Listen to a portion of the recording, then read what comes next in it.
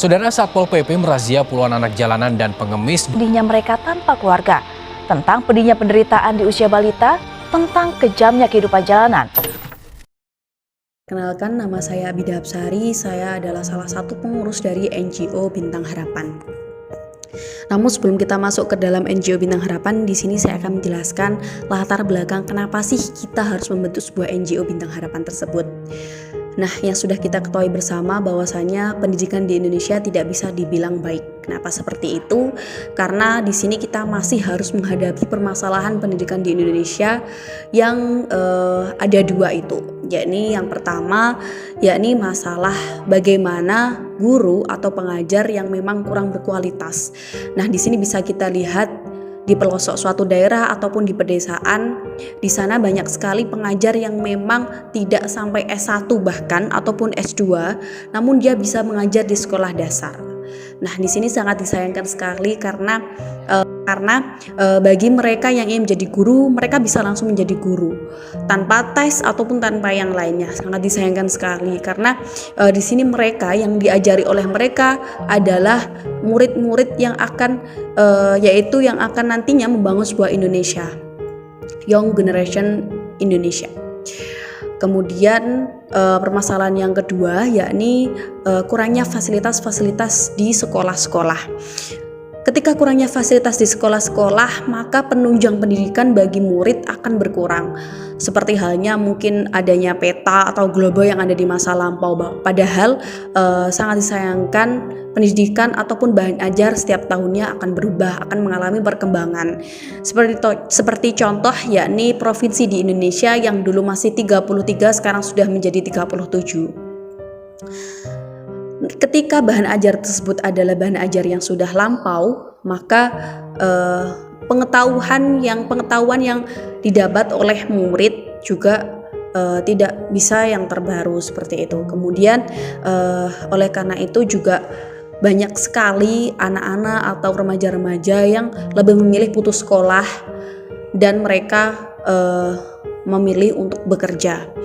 Mindset mereka adalah saya ingin bekerja, saya ingin membeli sesuatu, saya tidak ingin belajar. Namun mereka tidak tahu bahwasannya ketika mereka nanti sudah menjadi ayah, sudah menjadi dewasa, kebutuhan yang mereka miliki akan bertambah sehingga uang yang mereka dapatkan pun juga berkurang. Oleh karena itu, karena banyaknya siswa-siswa atau remaja-remaja yang putus sekolah, maka dampaknya ada 3, yakni kemiskinan, kemudian kejahatan sosial, dan yang terakhir yakni sedikitnya peluang kerja seperti itu. Nah, di sini ketika mereka sudah menjadi ayah itu tadi, ketika mereka sudah menjadi tulang punggung keluarga, maka mereka merasa bahwasanya uang yang mereka dapatkan tidak cukup. Oleh karena itu mereka akan mencoba mencari pekerjaan baru, namun pekerjaan-pekerjaan yang mereka inginkan sudah terisi oleh orang-orang yang memang berpendidikan tinggi. Oleh karena itu investasi yang paling baik adalah investasi pendidikan. Disitulah mereka akan merasa seharusnya aku dulu sekolah, tapi mereka pada saat itu pun juga tidak bisa untuk memperbaiki pendidikannya. Oleh karena itu mereka tidak dapat pekerjaan yang layak sehingga mereka hanya menjadi buruh, petani ataupun lain-lainnya sebagainya. Sehingga di sini akan terjadinya kejahatan sosial. Mereka ingin mendapatkan uang tapi mereka tidak bisa bekerja. Akhirnya mereka menghalalkan semua cara untuk mendapatkan uang. Di lain sisi keluarga mereka terancam menjadi keluarga miskin. Nah, kemiskinan di Indonesia sendiri pada tahun 2022 mencapai 26 juta, sedangkan di Jawa Timur kemiskinan mencapai 4 juta. Oleh karena itu, dari latar belakang tersebut, kami membentuk sebuah NGO bernama Bintang Harapan.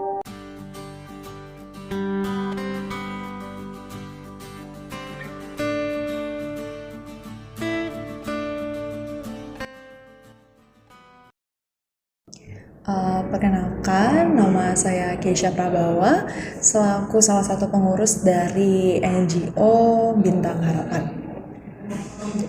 Jadi Bintang Harapan sendiri merupakan NGO yang berfokus di bidang pendidikan, terutama pendidikan untuk anak-anak jalanan yang masih duduk di bangku sekolah dasar, kisaran umur 7 tahun hingga 9 tahun. Bintang Harapan sendiri mengambil nama bintang, di mana menurut kami bintang itu melambangkan keunikan dan juga bakat dari masing-masing anak itu sendiri. Lalu harapan, di mana kami menganggap generasi muda atau anak-anak tersebut merupakan juga salah satu harapan dari masa depan bangsa Indonesia.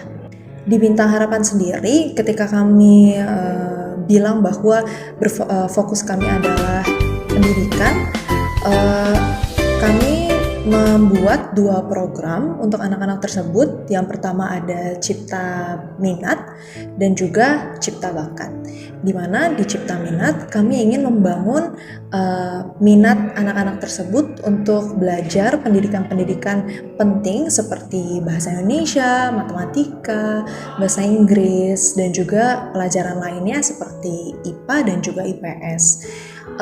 Untuk metode belajar yang nantinya akan dilakukan di Bintang Harapan adalah menggunakan metode Montessori, di mana anak-anak akan diajarkan dengan cara yang lebih praktikal, yang lebih dinamis, sehingga anak-anak akan lebih tertarik untuk belajar materi-materi tersebut. Yang kedua ada Cipta Bakat, di mana selain kami mengembangkan pengetahuan umum anak-anak tersebut, kami ingin menambahkan dan juga mendevelop bakat-bakat mereka dalam hal seni, dalam hal art, dan juga dalam hal crafting, di mana kami akan mengajarkan skill-skill praktikal tersebut dengan cara yang lebih fun, dikemas dengan cara-cara yang lebih menarik untuk dilakukan anak-anak tersebut.